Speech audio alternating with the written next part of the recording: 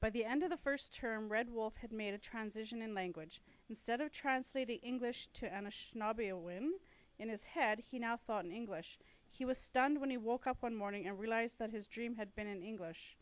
He understood most of the instructions he was given throughout the day and many of the words in the lessons, although the concepts were confusing, especially in the religious studies classes.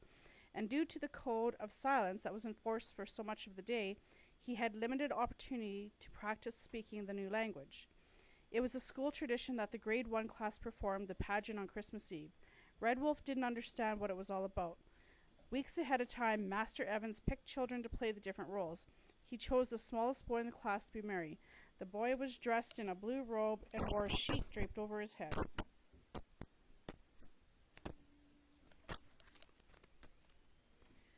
Tied with a cord so it flowed over his shoulders and back.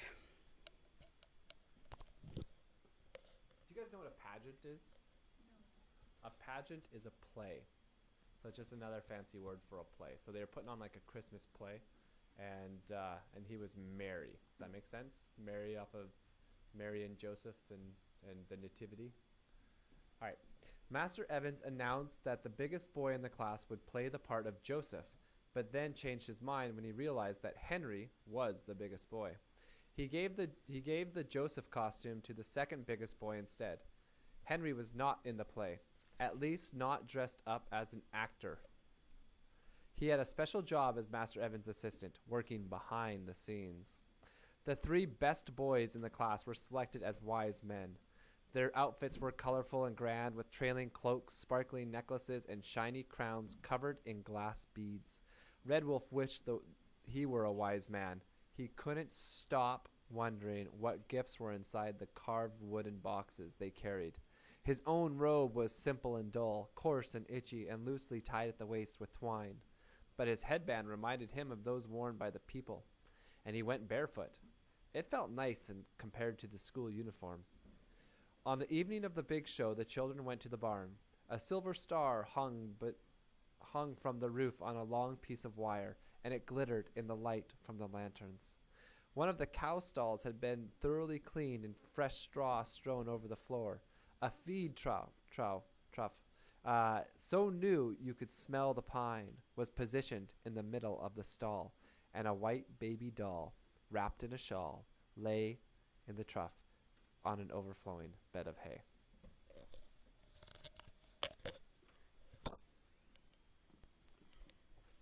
The curious cows in the neighboring stalls poked their heads over the dividing wall. RedWolf was mesmerized. One, called Jersey, had a coat the color of the florist's floor in autumn, big brown eyes, large furry ears, and a wet black nose. She reminded RedWolf of a deer. He stifled a laugh when her long pink tongue reached out to lick her own nostrils. RedWolf stuck out his own tongue and stretched it upward. It didn't go as far as his nose. One grade at a time, the children came to the barn to see the show. Mary, in the blue robe, sat on a stool behind the feed trough and obeyed Master Evans' directions to look down lovingly at the doll in the hay. Joseph stood next to the boy in blue and gently rested a hand on his shoulder.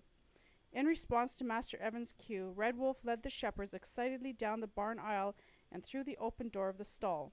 They each knelt at the feed trough and peered adoringly into the face of the doll, then regrouped on the right side of Joseph. Finally, the three wise men marched regally down the barn aisle and bowed respectfully in front of the feed trough. They put their gifts worshipfully on the ground, then stood on the left side of Joseph in what Master Evans called a balanced stage. The actors then stood quietly while all of the children in the grade had the opportunity to look through the stall door at the scene or peer over the wall if they were tall enough. That's how you say it. Uncomfortable with everyone staring at him. Then everyone sang the song that the entire school had spent weeks learning. Away in a manger, no crib for a bed. The little Lord Jesus laid down his sweet head. The stars in the bright sky looked down where he lay. The silver star twinkled and twirled in the moving air, right over the feed trough. The little Lord Jesus asleep in the hay. The cattle are lowing, and the cows mooed as if on cue. The baby awakes, but little Lord Jesus no crying he makes. The boy in the blue robe picked up the doll and rocked it in his arms. I love the Lord Jesus, looked down from the sky. The shepherds and wise men stared at the doll with smiles pasted on their faces. And stay by my side until morning is nigh. And at the end of the song, Father Thomas beamed, and the teacher ushered his class back to the school, building and humming as he went. The wise men picked up their gift boxes and retreated to the far end of the barn, followed by the shepherds, where they all waited the arrival of the next grade. It wasn't until the following Christmas, when Red Wolf watched other grade ones perform the identical pageant, that he realized Mary was a girl's name, and that the boy in the blue was supposed to be the mother of Jesus. And the boxes were what the wise men carried, and they were empty. Good singing. Oh, thank